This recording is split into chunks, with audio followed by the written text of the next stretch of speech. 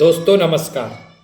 आज हम हिंदी व्याकरण में समास को विस्तार से समझेंगे। समास होता क्या है?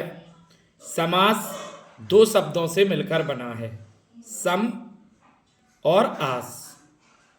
सम का अर्थ होता है संक्षिप्त और आस का अर्थ होता है कथन या शब्द। यानी कथन या शब्द को संक्षिप्त में लिखना क्या कहलाता है? समास कहलाता है। कथन या शब्दों को संक्षिप्त में लिखना क्या कहलाता है? समास।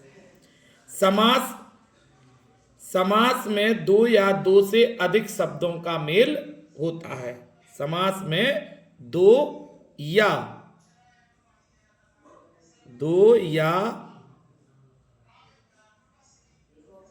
दो से अधिक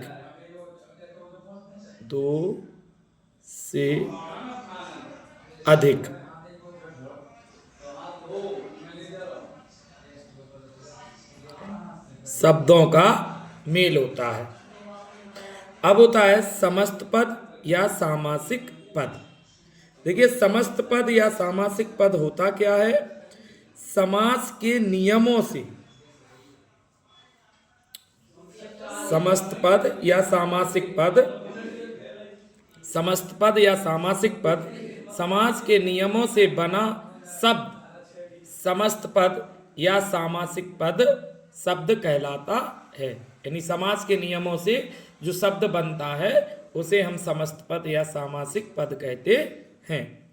फिर होता है समास विग्रह। समास के समस्त पदों के सभी पदों को अलग अलग किए जाने की प्रक्रिया को समास विग्रह या व्यास कहते हैं। यानी समास के जो पद हैं उनको अलग करने की प्रक्रिया को हम समास विग्रह या व्यास कहते हैं।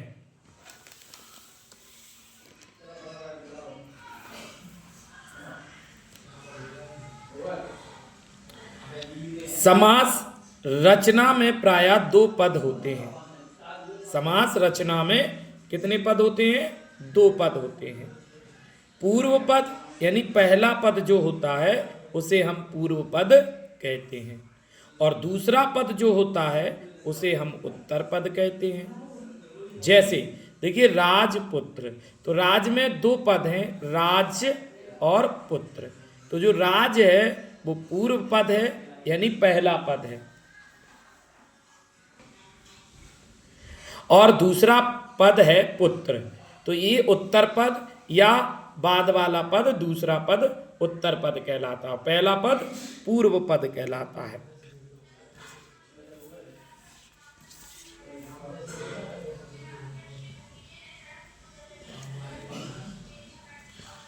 आगे, समास प्रक्रिया में पदों के बीच की विभक्तियां लुप्त हो जाती हैं। जब हम समास का जो संक्षिप्तीकरण करते हैं, यानी समास को जब मिलाते हैं समास के पदों को, तो उनके बीच जो विभक्तियां होती हैं वो समाप्त हो जाती हैं, लुप्त हो जाती हैं।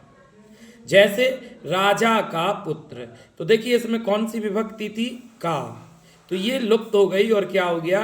राजपुत्र। यहाँ का विभक्ति लुप्त हो गई है। तो समास प्रक्रिया में पदों के बीच की विभक्ति का लोप हो जाता है।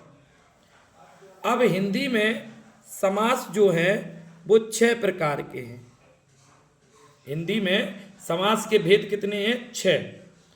अव्ययीभाव समास, जिसका पूर्व पद प्रधान होता है।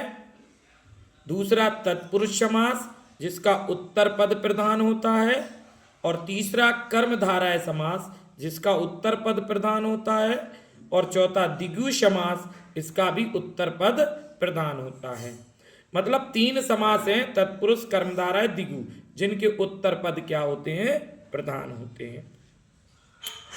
और द्वंद्व समास, इसके दोनों पद प्रधान होते हैं, पूर्व पद भी और उत्तर पद भी।